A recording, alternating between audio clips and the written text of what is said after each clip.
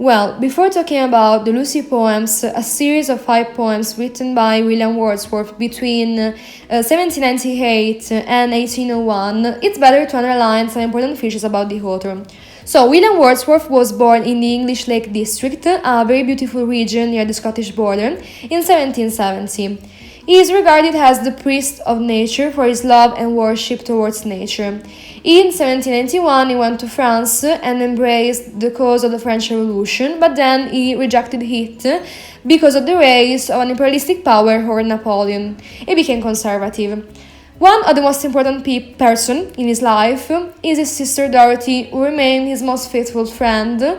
She copied down his poems and recorded their life in her journals.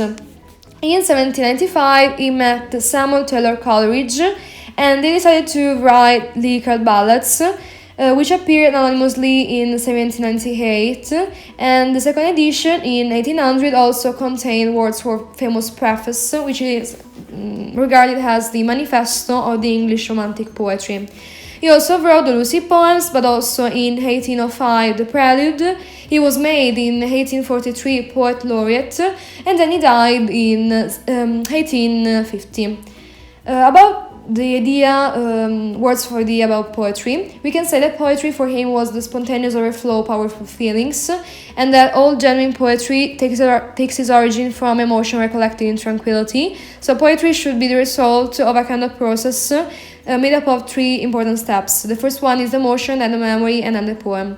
So poetry is something that for him was concerned with the ordinary and not the extraordinary. So poetry was a solitary act, and while planning the lyrical ballads, Coleridge and Wordsworth decided that he would have talked about man, nature, incidents, and everyday situations with a little extraordinary, while Coleridge exactly the contrary. So very mysterious things with a nightmarish atmosphere, but as they were part of the ordinary, so in a very credible way.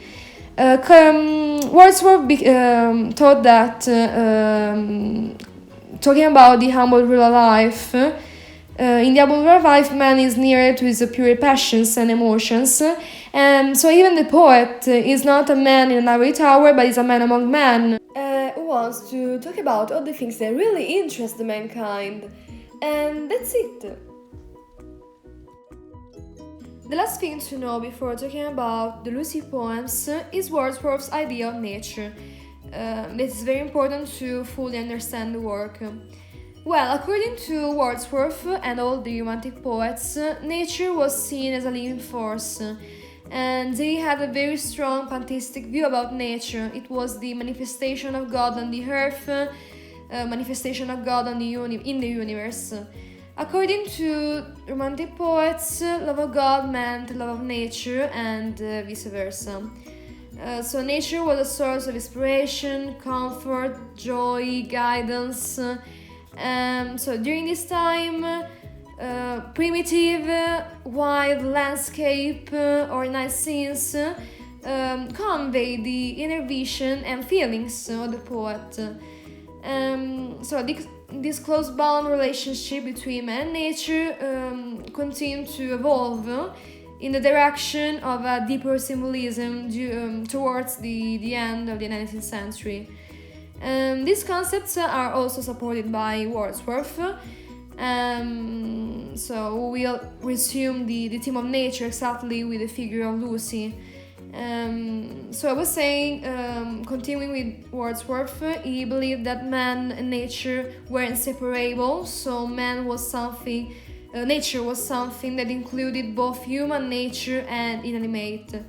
And this relationship is also exposed in other works, such as My Heart Leaps Up or Daffodils.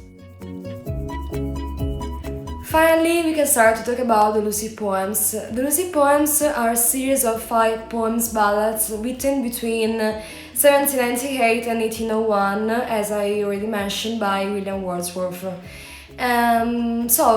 Wordsworth did not write the poems as a strict sequence, but they were collected and later published. So to all the scholars and historians, Lucy is a very mysterious character figure because she cannot be linked to any woman in Wordsworth life. And so the name Lucy, the word Lucy, comes from the Latin word lux, which means light, and so she is a muse-like character. So she is the personification. No, she is the source. Yes, we can say of poetic illumination. So she is the muse and the source of inspiration of the author. Lucy is even the personification of nature, and this is why I made the introduction about nature. So she represents perfectly nature and its beauty, perfection, wildness, we can say. So she is fantasy and dream, and it is why she cannot be linked to a reality, to a real life. So all the different poems and stories can be connected to a basic story. That is that of this very young and beautiful woman who dies an early death. So even Lucy can be seen as a broad figure upon which the author, so Wordsworth, project and transfer his emotions, feelings as a quintessentially romantic poet. Even despite the end, the tragic end, the tragedy that we can find in all the different poems, they are full of joy and happiness, we can say, and they can be linked to the great flights of human soul, human spirit. But the language is very simple, and so the language follows the same idea that we can find in lyrical ballads. So Wordsworth wanted to give the charm of novelty to the things of every day. So he wanted to talk about very common things in a very simple way. So the language is as close as the ordinary life. But the Lucy poems are laden of sophisticated allusions, we can say. And I think that we cannot say anything else about the Lucy poems introduction. And later I'm going to analyze the different poems. So that's it. Bye.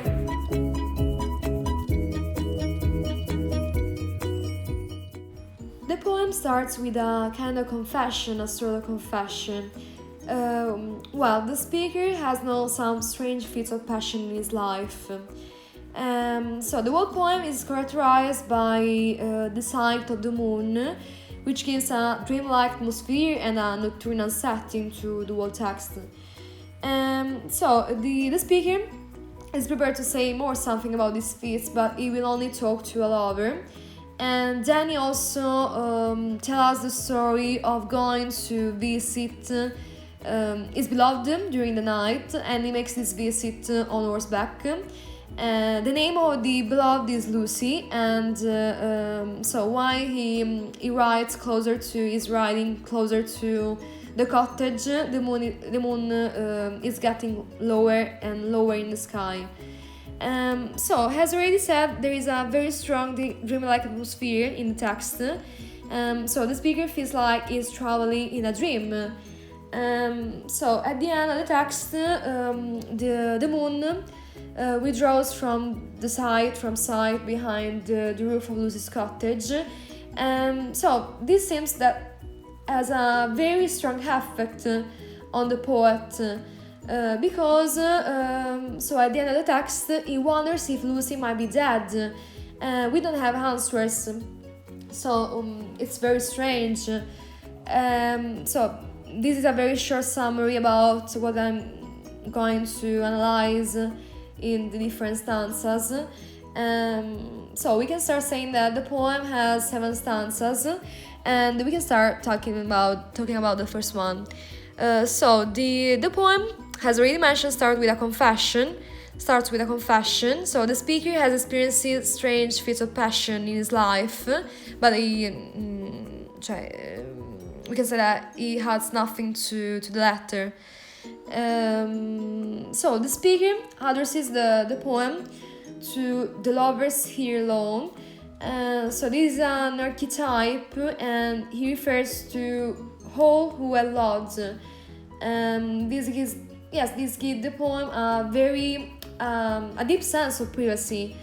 Then in the second stanza, he starts to tell the real story, but it's not all clear, and especially the use of the past tense. So is it possible that he no longer love her? So we don't have answers to all these questions. Then in the stanza, the lady is described with a simile or blazon, we can say, which is a method of applying enthusiastic metaphors to the love object. And so she's compared to a fresh rose, so she is fresh as a rose in June. So the poet wanted to underline the vitality of this woman. So there are also references to the tradition of courtly love poetry. Then in the third stanza, we can find the speaker who is gazing at the moon. The moon is the symbol of an idealized love object. Yes, of an idealized love object. So the moon is shining down on a wide grassy area, which is called in the text Lee. In this part, the speaker also is getting closer to his beloved. So we can understand this from the two words in the text, drew, night.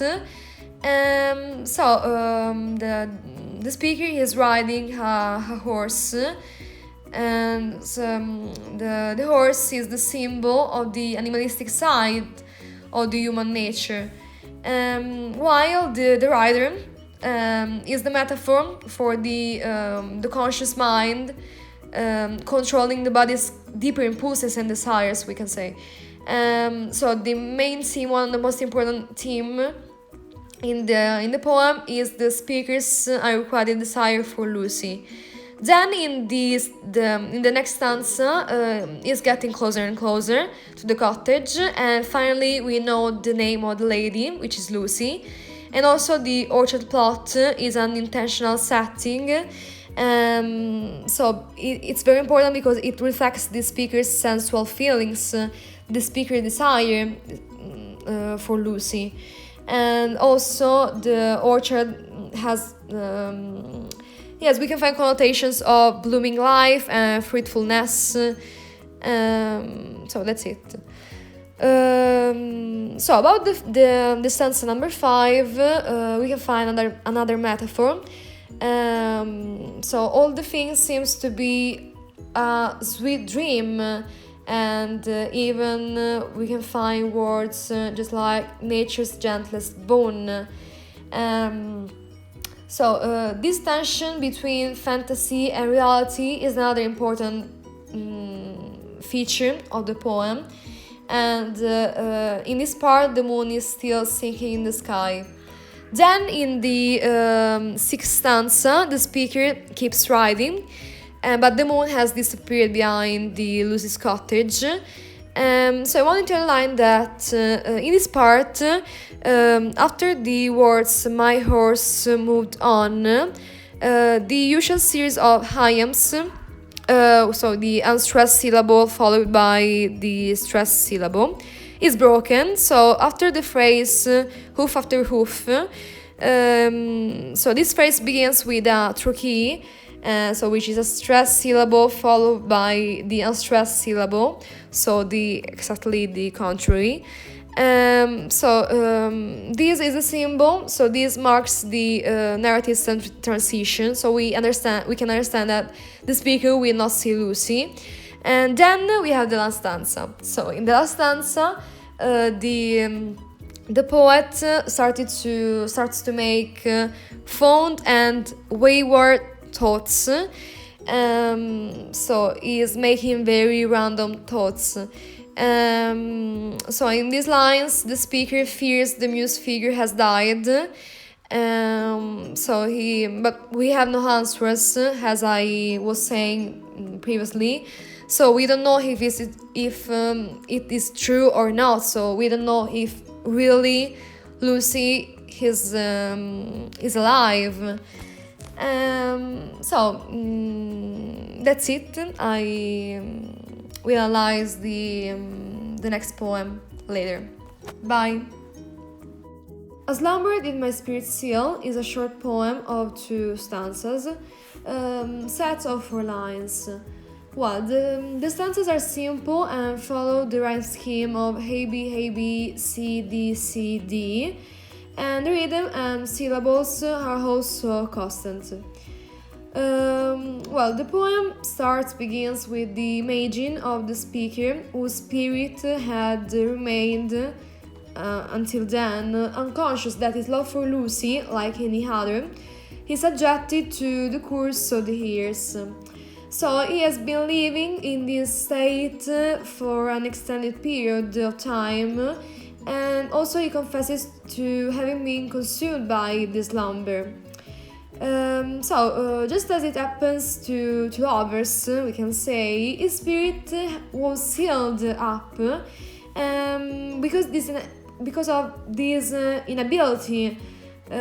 Because of his inability to understand the reality, he has always lived without human fear.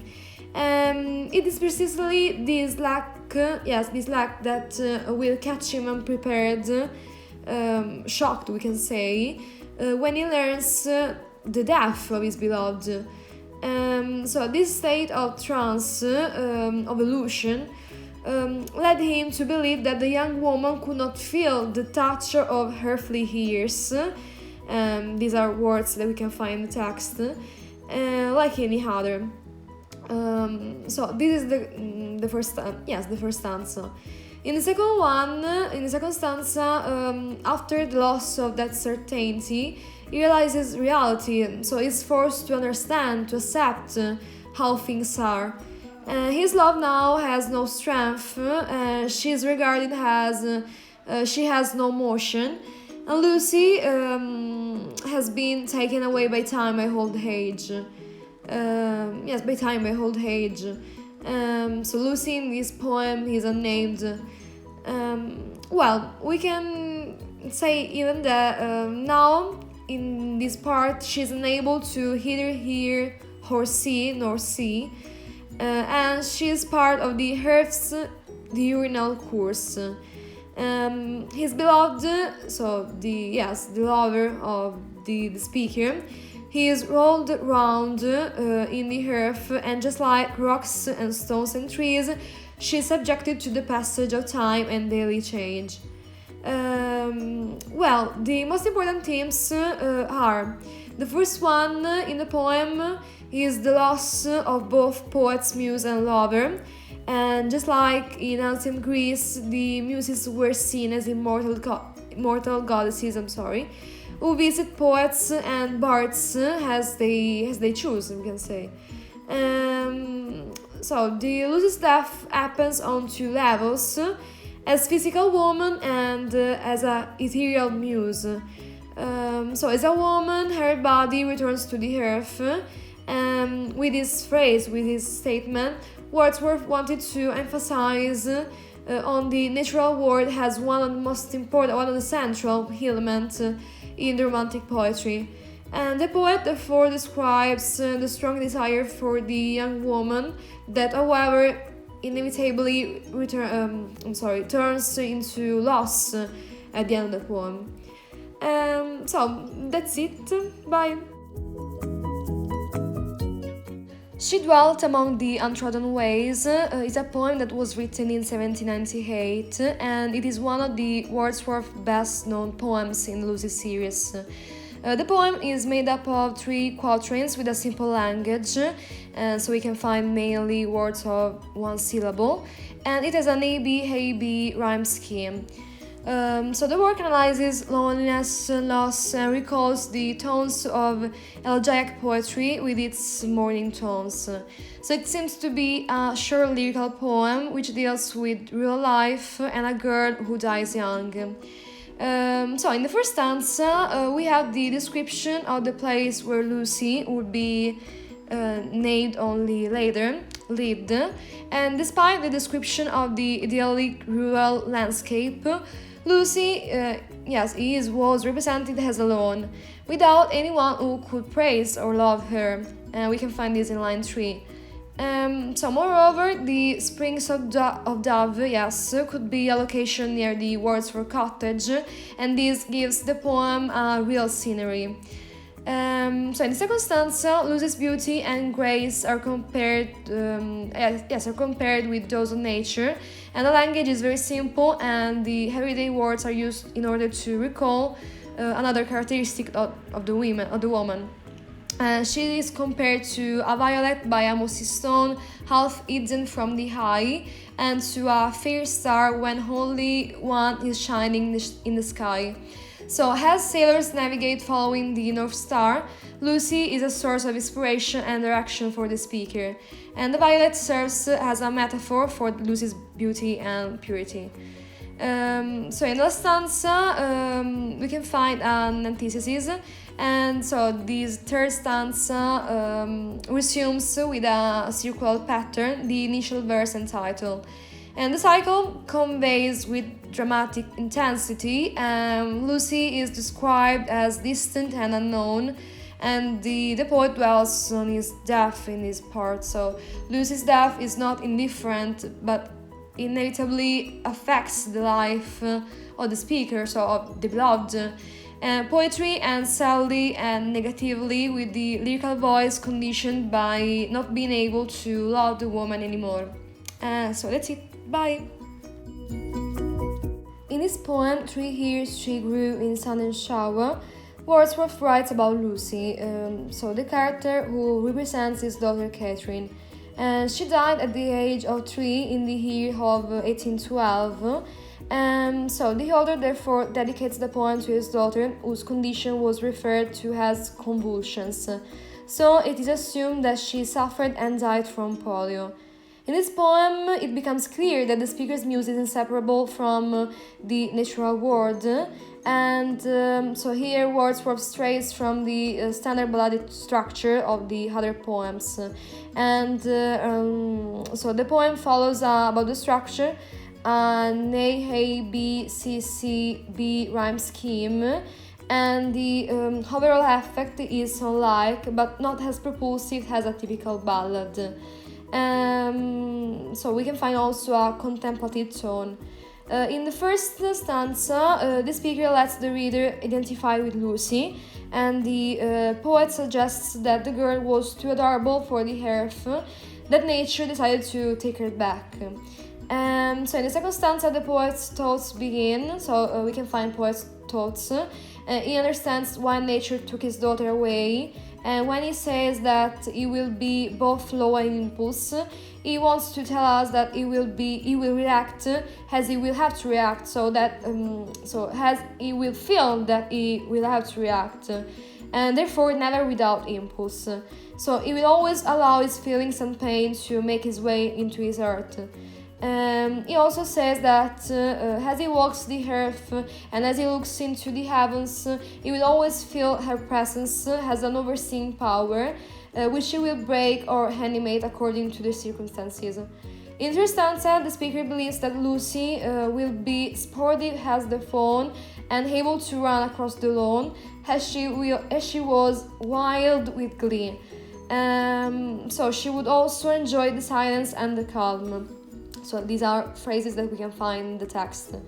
So the poet finds comfort in believing that his little girl, can now, unlike the physical disabilities, her physical disabilities in life, so the girl can now really live, and this is the only hope that Wordsworth has. In the first stanza, the speaker continues to imagine that what Lucy is now doing. So he images her floating on clouds and watching those on earth, and images that she should never fail to see the silent sympathy he feels for her.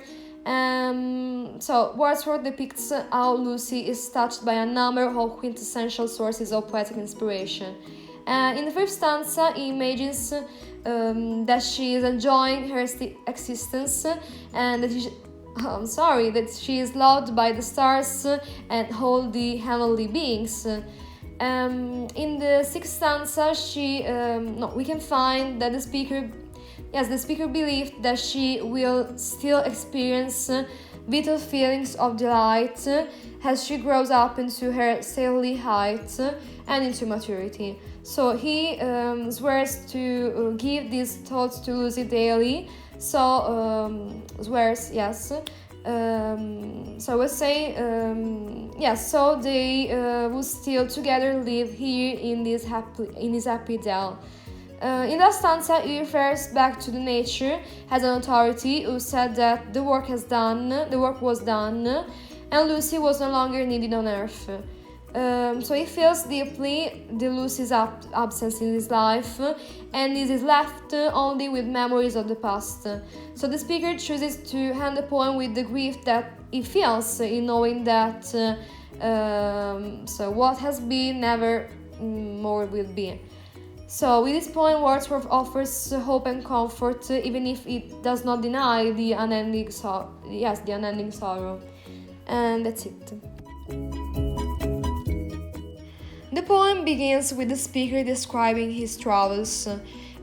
So the tone is a bit nostalgic in the whole text, and Wordsworth explains that he once traveled among people in foreign lands, and he claims he has traveled extensively because the lands he visited were beyond the ocean of his homeland, and he also confesses that only after visiting other places he really understood his love for his land.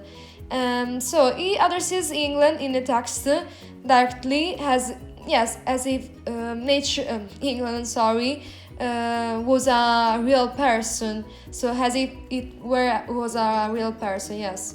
In the second stanza, the speaker goes on to describe his voyage as a melancholy dream. So melancholy dream is a kind of oxymoron. Because the word dream often has a positive connotation. And so he wants to underline, so we can find even in this part, I want to say that we can find a very an abrupt shift in tone. And he says that his travels had taken place in the past and that now he feels that he really loves England more and more as time passes. In the text he uses the word still.